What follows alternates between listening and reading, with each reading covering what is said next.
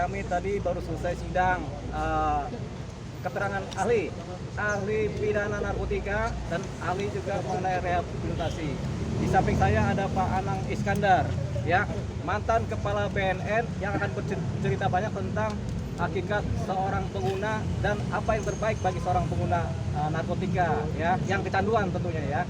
Jadi tidak banyak bicara, silakan bertanya kepada Pak Anang Iskandar yang adalah mantan kepala BNN sejak tahun 2012 sampai dengan 2015. 4 tahun, ya? Mungkin 3 tahun. 3 tahun. Tadi Silakan kan Pak. dalam pledoi Bapak menjawab bahwa Faris Yassin tidak bisa dijerat pengedar ya Pak? Yes. Seperti apa Pak?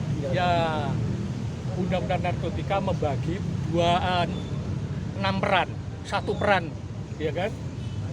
Kejahatan narkotika itu sebagai penyalahguna, 5 peran sebagai pengedar. Nah, Farid ini, ya kan, yang membeli narkotika untuk dikonsumsi, artinya yang bersangkutan penyalahguna bagi diri sendiri.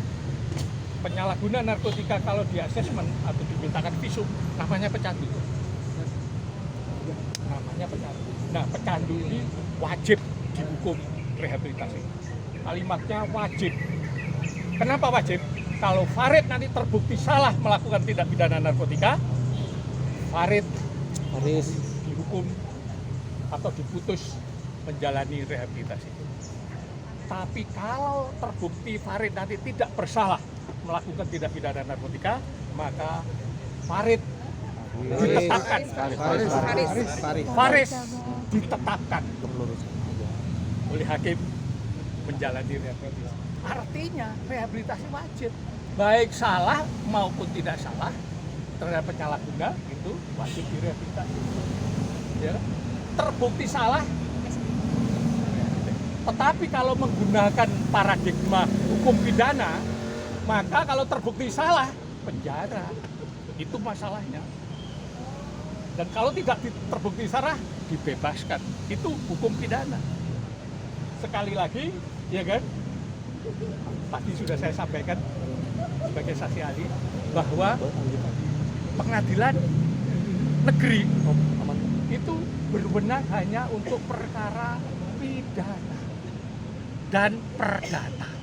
Sedangkan perkara narkotika tidak ada kewenangan pengadilan negeri. Karena undang-undang narkotika sumber hukumnya adalah konvensi internasional yang mengatur masalah narkotika sebagai obat. Ingat loh ya, narkotika sebagai obat. Penanggulangannya secara kesehatan dan secara pidana. Nah, terhadap penyalahguna seperti Farid itu harus dilakukan pendekatan kesehatan, direhabilitasi. Saya kasihan, umurnya sudah tua, badannya habis. Itu membuktikan dia adalah pecandu.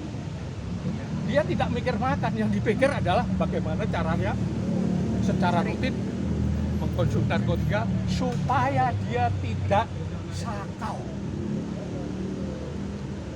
Karena narkotika itu obat. Kalau sakau dikasih narkotika, dia akan normal kembali. Nah ini, jadi pemahaman ini yang harus dimiliki oleh penegak hukum, mulai dari hakim, jaksa, dan penyidik, bahwa pendekatan penyelesaian masalah narkotika khususnya penyalahguna menggunakan pendekatan kesehatan, tidak diperlukan pemidanaan. Kalau dipidana, negara itu rugi kobol-kobol. Berapa biaya penyidikan, berapa biaya penuntutan, berapa biaya pengadilan, berapa biaya ngasih makan tahanan, berapa biaya membangun infrastruktur penegakan hukum, termasuk infrastruktur lapas. Padahal kalau direhabilitasi, biayanya murah, simple, tidak banyak masalah. Karena sekali lagi, kejahatan narkotika itu bukan kejahatan yang rumit, kejahatan yang simple, ya kan? Yang digolongkan dengan transnational crime, bukan extraordinary crime yang sulit, enggak.